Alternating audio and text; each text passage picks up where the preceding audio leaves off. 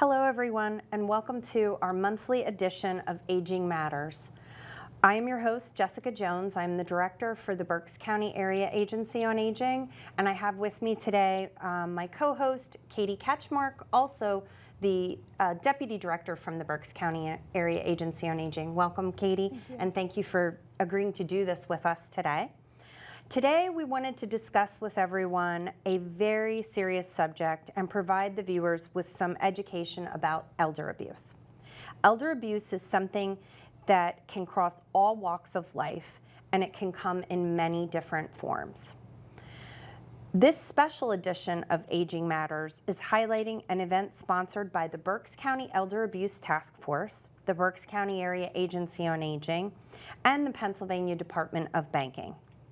The event was held in early June to spotlight elder abuse and educate the public and professionals on ways to report elder abuse and how to spot the signs.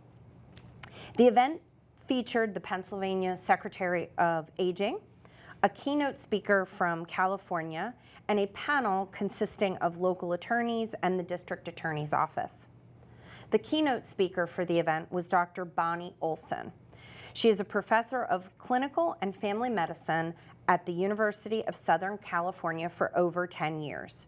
She's also an expert in conducting assessments on individuals and their ability to make safe decisions. She also leads research in elder mistreatment and in dementia. You will have opportunity to hear from Dr. Olson a little bit later in this program.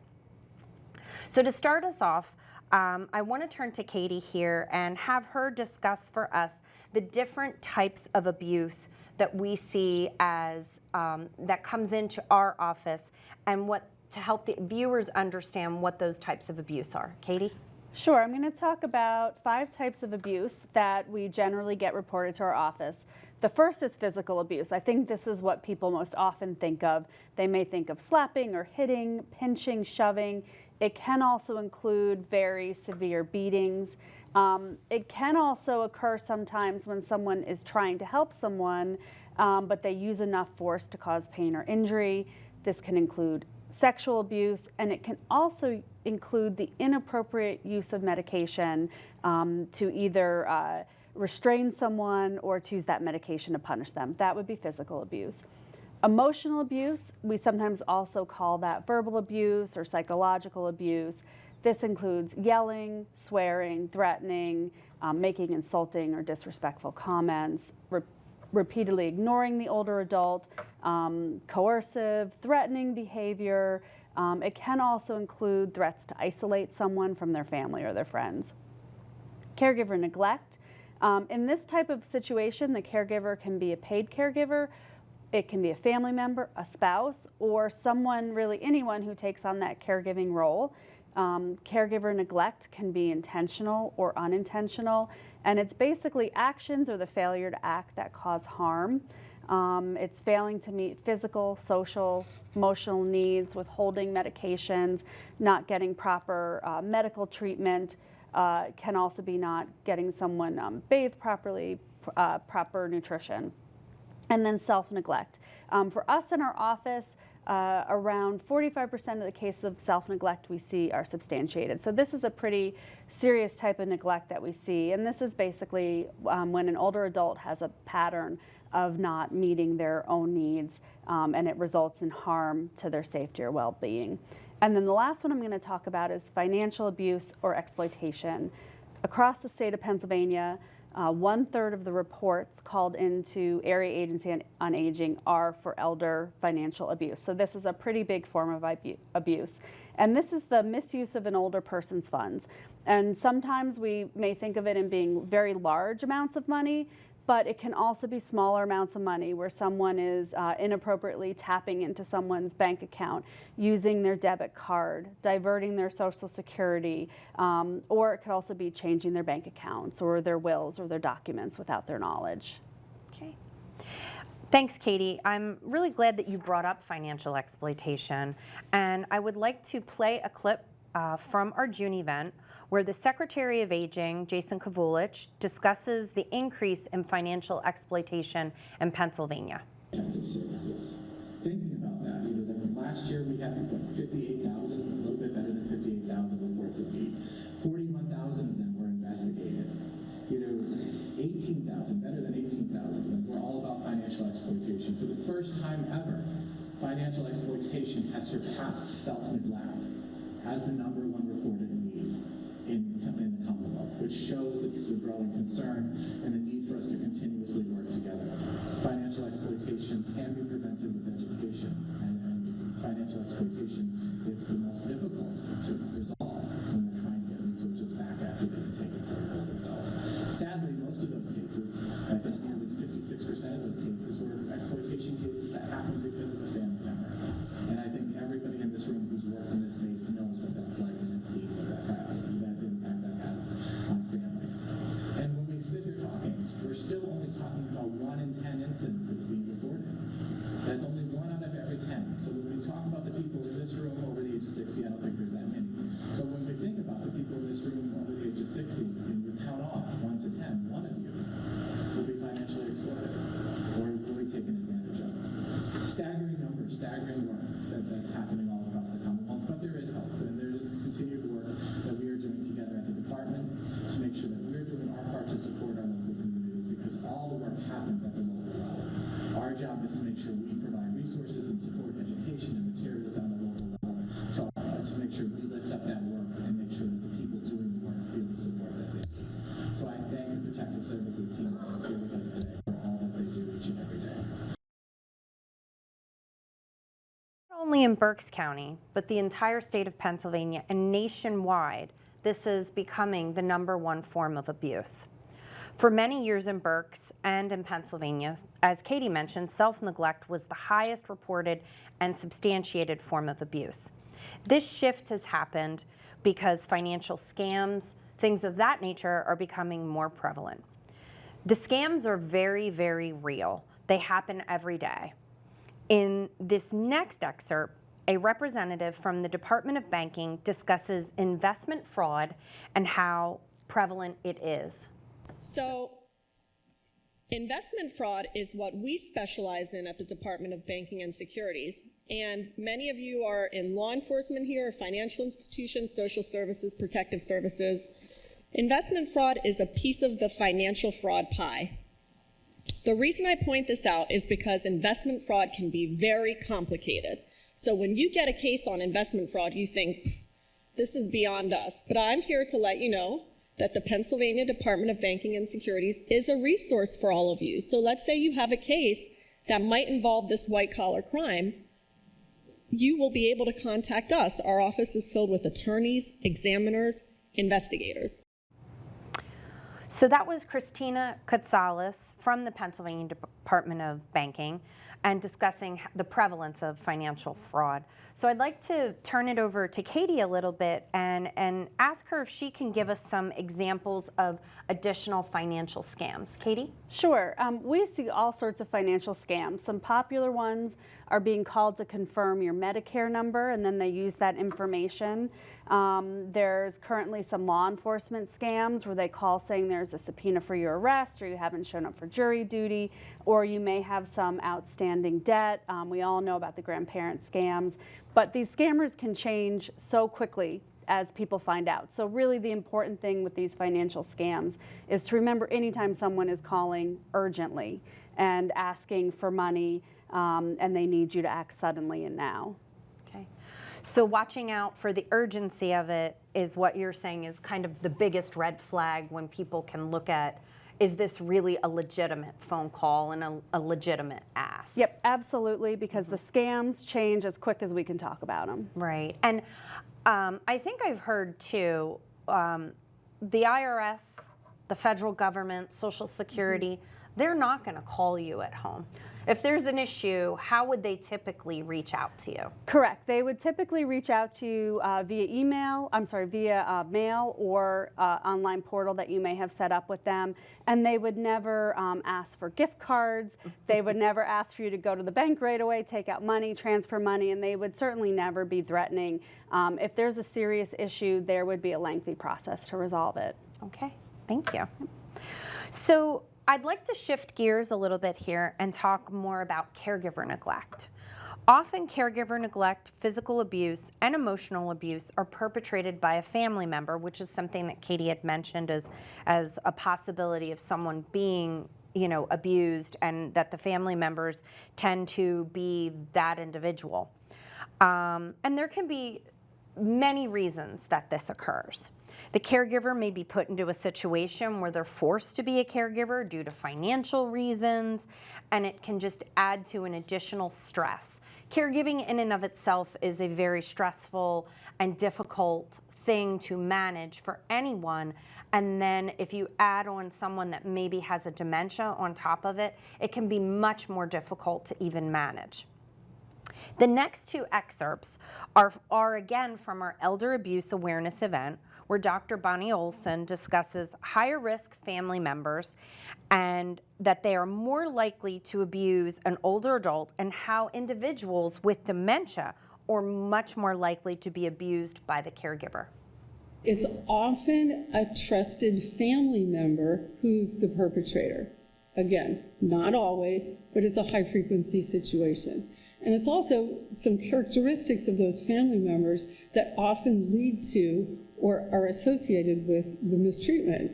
So as you can see, often substance abuse and mental illness are things that can really create that tension in the relationship where you're going to end up with some abusive activity going on. If there's financial dependence, I mentioned that just a few minutes ago, if the trusted other is dependent on the older adult financially, that can lead to some misappropriation of funds. If they don't have guilt and they're a sociopath, then they're going to feel like I'm entitled to whatever, whatever's yours is mine and what's mine is mine. So then they are mistreating them in that way. If there's a history of family violence, that often is a very strong risk factor, and I'm going to share some data about that in just a moment. And the last one, unmet expectations. Now this does not come so much out of literature and research, but really more out of kind of experience. So it's sort of when you have someone who is in a relationship with an older adult who has in their mind, in their expectation, that the relationship will go a certain way, and it doesn't, then it creates that tension in the relationship that then sometimes leads to mistreatment occurring. It could be that I should be the one making the decisions about what happens to mom or dad as they age, not my sibling.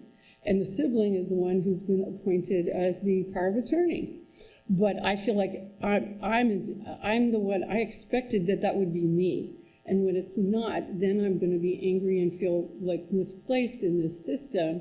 And then it leads sometimes to that person committing some mistreatment. So think about unmet expectations of the perpetrator may be part of where that risk is coming from. Okay, I'm going to shift gears a little bit now, and I'm going to talk about some research that we're doing currently, like right now. And this is the background to it. Approximately 47% of caregivers for people who have dementia, so these are family caregivers, not paid caregivers, but family caregivers are often referred to as informal caregivers. 47% of them admitted over phone interviews that they were mistreating the person they were caring for. Wow, that's almost half. That's a staggering number. That's a lot. So we know that people who have dementia are particularly vulnerable. They can't protect themselves nearly as well as someone who has intact thinking abilities. They're more dependent on other people for care, for food sometimes, for medications, for getting to the doctor, for all kinds of things. They're dependent. And so both of those factors, the cognitive problems and the dependency, create vulnerability to mistreatment. So the person who's providing the care is now half of the time causing the mistreatment. So, we're looking at this as something like low-hanging fruit. These are people who really are quite vulnerable, and perhaps this is a place where we can intervene. So in short, really what Dr. Olson her research is showing us is that with dementia, there is a more likelihood of this. And so it does help us as an agency and as a state agency, as a local county agency, in areas of where to concentrate some of our efforts in the prevention when we're looking at a caregiver and trying to help that individual and be supportive of those needs. So Katie, in listening to Dr. Olson and the likelihood of someone being abused, can you explain to our viewers ways to help them with the stress of caregiving? Sure. Every caregiver journey is different. And sometimes, while it can be a great privilege to care for a loved one, it can also come with a lot of stress, and it's not easy.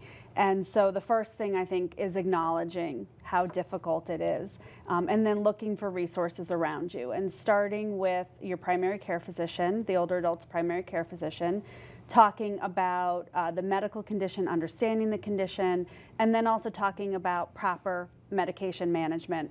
Particularly when it comes to dementia and like disease, people can sometimes be very concerned about discussing the details. They don't want to embarrass their loved ones talking about how their behavior or their personality has changed. But being upfront is really important so those people can help you. Also, finding support. There are people out there who will offer to help you, and it can be very difficult to accept that help. Particularly because every situation is so unique, but taking advantage of that help. And then also looking for larger supports, like the Alzheimer's Association is a great support. And the state of Pennsylvania just launched a wonderful caregiver toolkit. And that can be found on pa.gov. It's called the PA Care Kit. And that provides resources both for the older adult and resources for the caregiver. Great. Thank you. Lots of really good information, and certainly anyone that needs or wants any additional information, you can always call our office, 610-478-6500. Many of our intake workers, they all understand and can provide you with some more specific resources as you go through the intake process with them. I'm going to shift again a little because there's a couple areas that I feel like we needed to touch on in this particular program, and I'd like to discuss ways that older adults can plan for their futures. The next excerpt is on a local attorney, Mark Marola, discussing the ways that an attorney evaluates an individual when appointing a power of attorney. And in this excerpt, Mr. Marola is going to talk about some of those ways, but the relevance around this is to understand how, when the individual makes those decisions and when they make those decisions and how they make those decisions and their ability to do so at the time when they're able to make that decision, that they are actually making a decision that they feel is a good one. So go ahead. How do you know if someone is capable of appointing a power of attorney? Okay, so sometimes you don't, and it's interesting listening to Dr. Olson because with capacity, in this room, there's law enforcement. You know, did someone give their money away because they're a victim, or did they do it with knowledge? So the medical point of view, where it's maybe informed consent or the things you spoke about, but I'll start with the legal test. The legal test is fairly simple and in a way maybe not sufficient, but legal test for execution is the power of attorney. Does the party know the nature of the authority they're granting to their agent? So if I back up, often we say someone has power of attorney. Really what we're saying is they're the agent under the power of attorney for the principal who's writing the document. But sort of verbal shorthand, we say they have power of attorney. So do they know the nature of the authority they're giving to the individual? Do they understand the assets that are subject to that authority? And it's interesting, the test does not contemplate the healthcare aspects of the power of attorney, only the financial. So second one again is the assets of the authority and then the plain language of the notice. There's a notice by statute, which has to be attached to a power of attorney on the front page, which again, that's by statute. And so does the person understand that plain language. And as you mentioned, Doctor, there's the decision-making, but also executive functioning. So for me, that test may have some deficiency because I think it's fairly easy to meet those tests and doesn't address all situations. So, you know, if I understand that I have $1 million, and in a case that was in Berks County, I understand she actually had $3 million. I understand I have $3 million. I understand I'm giving authority to somebody as my agent, and I understand that language. But that person didn't have that next step to not to be a victim of a scam where now she has $50,000 left at a $3 million. So it's, and I'm just speaking from my point of view and not law enforcement. We may have different opinions and medical specifically, but speaking to a person, trying to find that background of why they're making that decision. Maybe they're changing their agent from somebody to a new person, and maybe that reason is questionable, or maybe it's a good reason. Maybe the prior agent was doing something wrong. So it is part of a discussion of what's going on in the background, why a decision is being made. Because if they're appointing a family member, again, is that someone who seems appropriate, or maybe not? Maybe the one child was doing their best to, in a way, help their parent, but now their parent doesn't want that assistance. What they see as giving control to their child is not what they want. Now we're going to appoint another child who will let me do whatever I want. So that's sort of beyond, frankly, the legal test in a way, because they have met the legal test, but I think it's probably important that you have that discussion of why they're making that decision of doing what they're doing. And I'll say, frankly, for attorneys, and I guess, Nicole, you're here too, but for attorneys, frankly, I think a lot of times it's, okay, I'm just going to do what the client wants, because if I tell them I don't want to write a new power of attorney for them, they're going to go someplace else. So Attorney Marola discussed individuals who can appoint a power of attorney, but let's discuss why it's so important.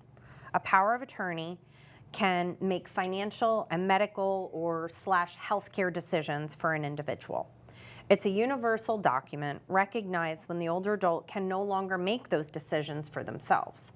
And that's really crucial to keep in mind when you are appointing a power of attorney. It comes to a point when you can't perform those duties yourself. That's when the power of attorney comes into play. So Katie, I just had a couple questions for you. And can you just explain to us, I think Mr. Marola touched on it a little bit, but is a power of attorney permanent, or can you change that? So this is a great question. You can put in a power of attorney for a short period of time or an extended period of time. And if you put in a power of attorney for an extended period of time and then your situation changes, you can always change the power of attorney as long as you have the capacity. I think a lot of people delay getting a power of attorney because they don't know what the future is going to hold. But the good news is you can put that in place, and then if your situation changes at a later date, you can change that power of attorney. Okay. Can you provide viewers with why a power of attorney is ideal to have? Like, why would I need that? What makes it important? Why is this document so important? Sure. So appointing a power of attorney means that you've selected someone you trust to help handle your affairs when you no longer can. People have spent a lot of time very carefully managing things, and without this power of attorney, if you cannot manage your affairs any longer, it's really left up to either the courts, or families will fight over it, or you're left with no one to help you. We see plenty of situations where seniors are being exploited, where someone has hacked into their bank account or is calling them, and there may be someone who's willing to help them, but it can take months upon months where their bank account continues to get drained because there's no one who has the legal authority to step in. Where if they had a power of attorney, those accounts could be secured and they could be helped out pretty quickly. It's a pretty low-cost way of helping to secure your future. Interesting. So, any other points you'd like to cover, Katie? I think, at the end, I want to stress to everyone how to get in touch with us, but is there anything else that you would like to cover for us today? I think just as you touched on briefly and are going to get to how to get in touch with us, is that there are a lot of resources available out there. Right. There are plenty of resources. Our office is a resource. There's great resources on Pennsylvania Department of Aging's website. The PA Gov, which has the PA Care Kit, is a great website. And there's plenty of help out there. And people should not be hesitant, whether it's questions about handling their own affairs or the stress of caregiving. They should not be hesitant to reach out for that help. Absolutely, because that's why we're here. We're here for the help. So the most important piece I'd like everyone to take away from this today, because we've offered a lot of information in a very short period of time, is if you're a victim of elder abuse or you think you know someone who is, you can call our office for help. We're available 24 hours a day, 7 days a week to discuss situations, support older adults and their caregivers. We're not always out to do an investigation. There's a lot more that goes into an intake call than just beyond elder abuse. The more education we provide on the front end, the better outcomes we will have in the long run. In order to contact us, our number is 610-478-6500. Thank you everyone for tuning in to this month's edition of Aging Matters.